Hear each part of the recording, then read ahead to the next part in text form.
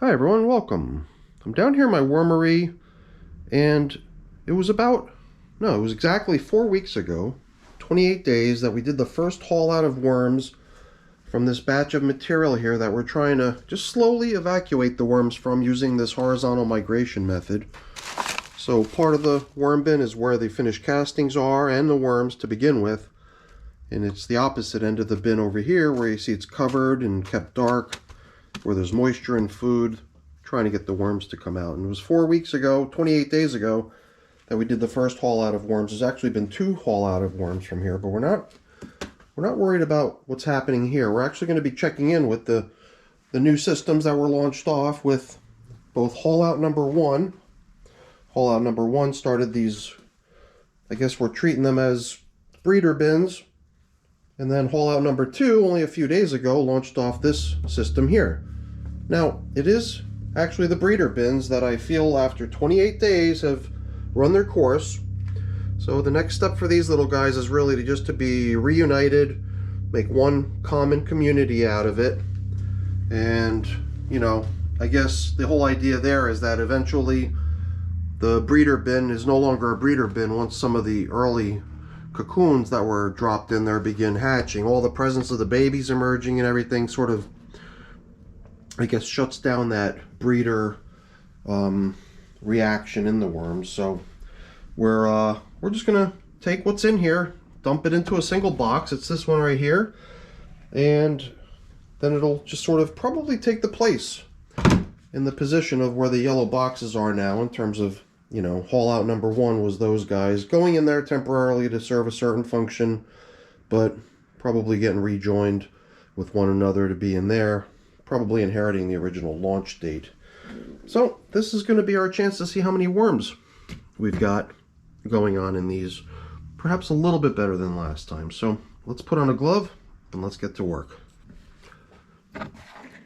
Alright, so my idea here was to maybe not even fashion a new label for these little guys, since they already have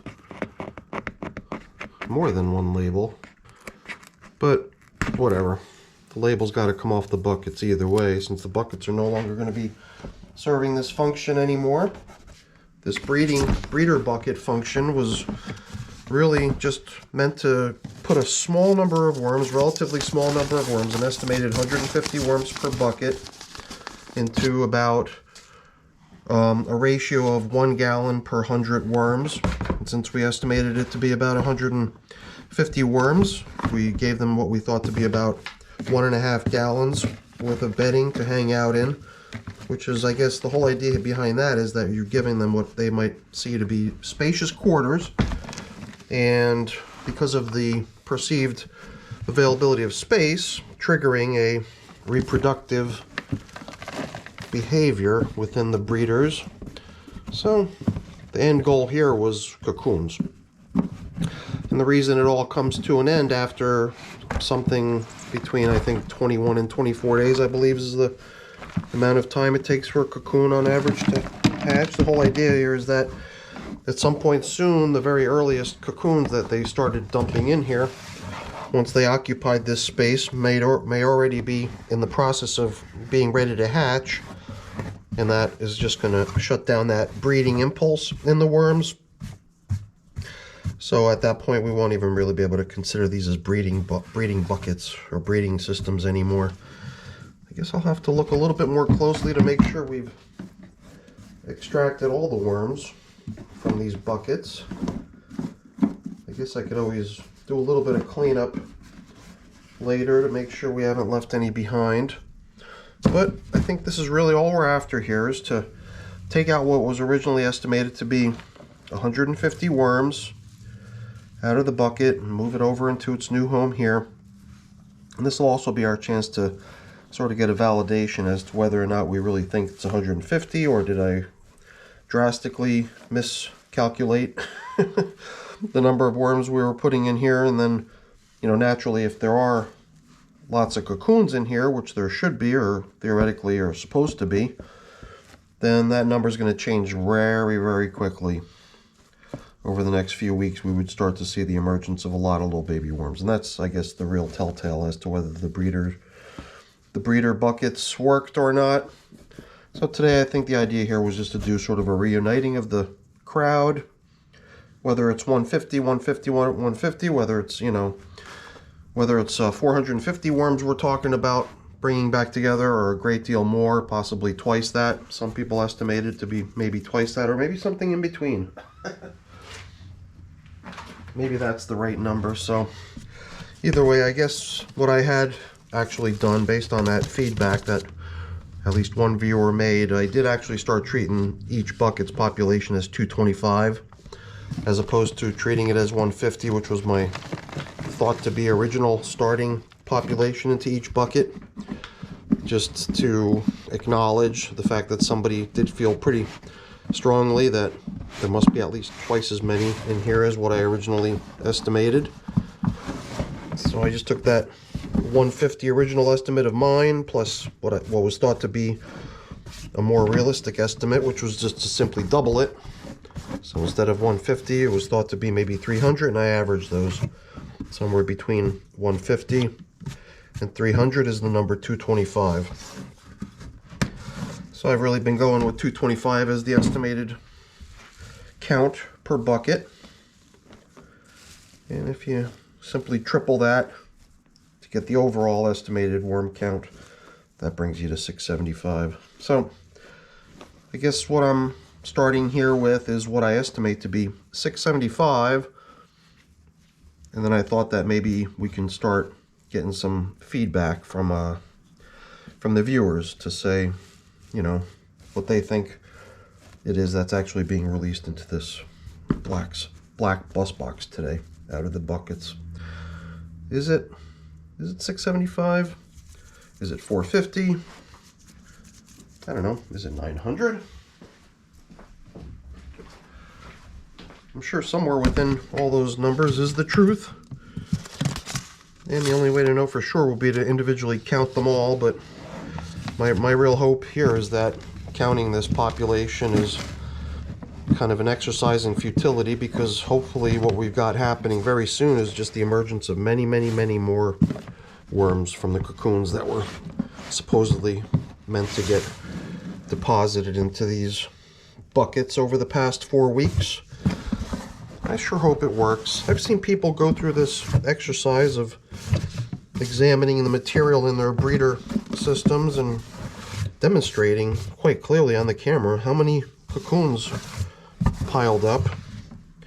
Me, I've peeked in here, tried to see if I could spot cocoons, but never really had a whole lot of luck at doing so. So I thought that maybe this would be an opportunity to possibly spot a couple. Maybe not. I find it very difficult to see things in this type of an environment where it's all different tones and colors and lights and darks and just a whole bunch of things that in themselves look like they could possibly be a worm themselves. It's like the perfect worm camouflage. And whether it's something in which we can see cocoons easily or not, I'm not even sure. But I guess I'm just going to kind of keep at this, use it as sort of an opportunity to test my faith that even if I'm not seeing them, I have to assume that there's probably a bunch of cocoons floating around in this stuff, just itching for this chance to emerge from there, all little babies, and maybe at some point soon, the next couple months, we'll see sort of an explosion of the population in here. I think a good moisture level is another thing that would help this a lot. And I've come in here pretty regularly. I didn't capture any of it on video. My whole idea with this breeder bin thing was to treat it as sort of a set it and forget it thing from the perspective of the channel, but just from the perspective of being a good worm farmer, or trying to be at least. I came in here numerous times. When it hit its 1 week of the worms being in the buckets, they received their first feeding. That was in addition to some food that had been placed into the buckets prior to the worms occupying the environments. And then every third day after that, up until I got to a 5th feeding, they were getting check-ins. And then even if I wasn't feeding them, so it had been 12 days now since they received their final feeding, I was coming back and dampening these top covering newspapers. Every time I came down and I felt that they were possibly not as damp as they could be, I gave them a little spritz, and we'll do that again here today. We'll just bring these 3 pieces of newspaper that have been covering things here for the past 4 weeks and kind of spread them out, put them all into active service here, and maybe at some point in the near future I'll be able to tidy things up in here and make better use of all this paper, possibly as bedding for a future feeding. And since the worms haven't received any fresh food now for almost 2 weeks, it probably would make sense to get back in here one of these days soon to feed. Because while the bedding that they occupy is all fair game as far as food is concerned, it doesn't hurt to bring in some kitchen scraps once in a while. And I mean, for that matter, the other bin too was launched with no food in it. It was really just a bedding only launch, so I think this will be needing some feeding too. Maybe I can start pairing these systems up to be sort of buddy bins to get managed identically at the same time in future check-ins. But for now, we're done here. We're done with the buckets. We're done with the breeding experiment. I'll go back in those buckets, make sure we haven't left anyone behind, get them in here, and I'd love to hear people's thoughts as far as how many worms do we have in this system. I know it wasn't a really good opportunity to see them, but I'm more than happy to hear some input about it. And, oh, I got some labels I gotta take off and move over here too. All stuff that's kind of boring, and I'm not going to keep you around for that. So before I go, let me really quickly say thank you. Thank you so much for watching. Hopefully you enjoyed the video. If you did, as always, please don't forget to let me a quick thumbs up before you go. It's always really appreciated. If you haven't done so already, please also consider subscribing to the channel. All right, everyone, thanks for watching. Have a great day. Bye now.